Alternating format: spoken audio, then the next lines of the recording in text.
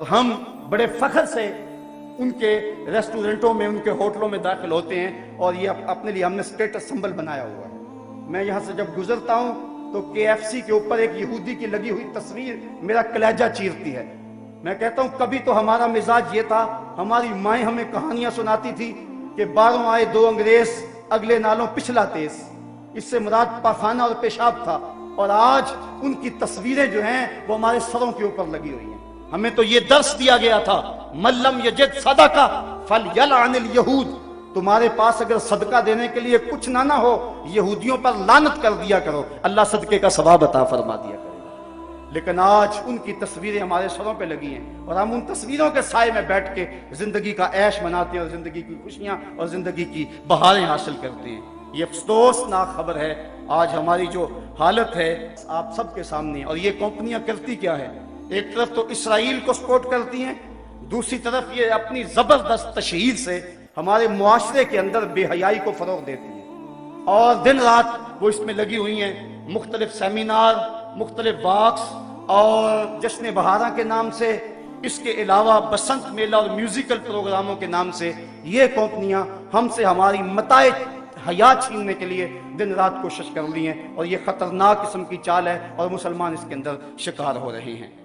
میرے صاحبوں، میں آپ سے اتنی گزارش کرنی ہے کہ ضرور آپ ان کمپنیوں کے اندر جائیں اور اپنا عیش اڑائیں، لیکن اتنا ضرور سوچ لیں کہ یہودی ہنڈوں سے تار تار عصمت بہنوں کو حشر کے دن کیا جواب دیں گے۔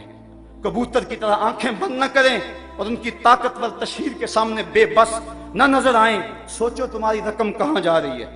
مغربی مشروبات کو رات دن استعمال کرنے والوں، فلسطینیوں کے بہتے ہوئے لہو کا بھی خیال کرو۔ سگریٹ کی جو کمپنی فلپس مورس ہے، اس میں مسلمان جو سگریٹ پیتے ہیں وہ کمپنی 21% اسرائیل کو دیتی ہے۔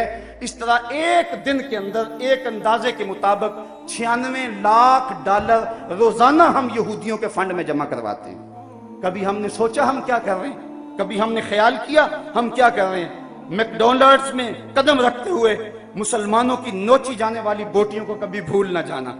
ہم عجیب لوگ ہیں، لا مکہ لا محمد کا مونوگرام رکھنے والے مشروبات کے بغیر ہماری انجوائمنٹ ہی ادھوری رہتی ہے۔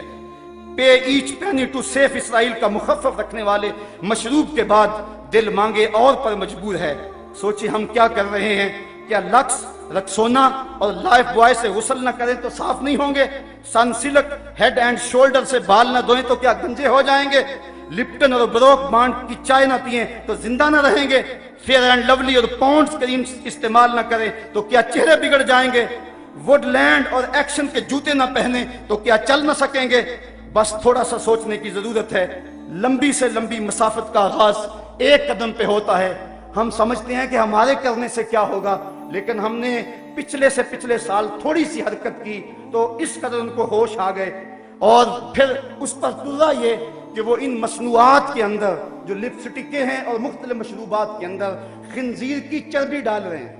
اور ہم اگر کسی کو یہ بتاتے ہیں کہ فلاں شہر میں فلاں شے پڑتی ہے، وہ کہتے ہیں جناب وہ ویسے بتا رہے ہیں، ویسے کسی نے پراپیگنڈا کیا ہے، ایسے کب ہو سکتا ہے؟ ایسا تو ممکن نہیں ہے۔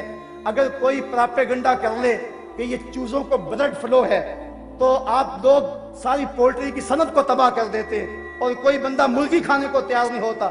ہماری جان نہ چلی جائے، ہمیں اپنی جان کی بڑی فکر تو ہے لیکن ایمان کی کوئی فکر نہیں ہے۔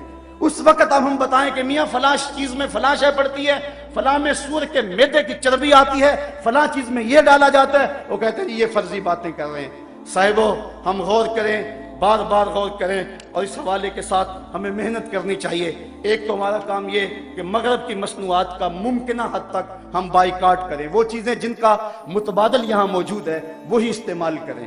دوسری بات ہماری کرنے کی یہ ہے کہ مغرب کے علاوہ دیگر جو ممالک ہیں، چائنا ہے جو ہمارے ساتھ دوستی کا دم بھرتا ہے، لیکن اب وہ بھی یہودیوں کی جو ہے وہ اس چال کا شکار ہو گیا۔ یہ پاکستان کے اندر چائنا سے بن کر مختلف پارچہ جات آئے ہیں، انڈرویئر کے اندر لا الہ الا اللہ محمد رسول اللہ لکھا ہوا۔ اسی طرح مختلف جو پارچہ جات ہیں، پینٹیں ہیں، ان کے پائنچوں اور ان کے نیفوں کے ساتھ لگے ہوئے جو ٹیگ ہیں ان کے اوپر جو ہے وہ کلمہ طیبہ لکھا ہوا ہے۔ میاں تم تو ہمارے دوست تھے، تم بھی ہمارے کلیجے چھلنی کر رہے، کس یہودی کا تم شکار ہو گئے؟ ہمارے وطن کے ذمہ داروں کو چائنا کے سفیر کو بلا کر تنبیہ کرنی چاہیے اور اسے پوچھیں کہ کیا یہ تمہاری دانستہ حرکت ہے یا کہ درمیان میں کوئی ایسی طاقت شامل ہوگی تمہارے علم میں نہیں ہے. اگر ایسی کوئی بات ہے تو وہ مداوع کریں، ورنہ جس طرح ہم باقیوں کو اپنا دشمن سمجھتے ہیں، چائنا سے ہمارا پھر کیا رشتہ رہ جائے گا؟ کیونکہ ہمارا رشتہ تو محمد عربی کے دم سے ہے.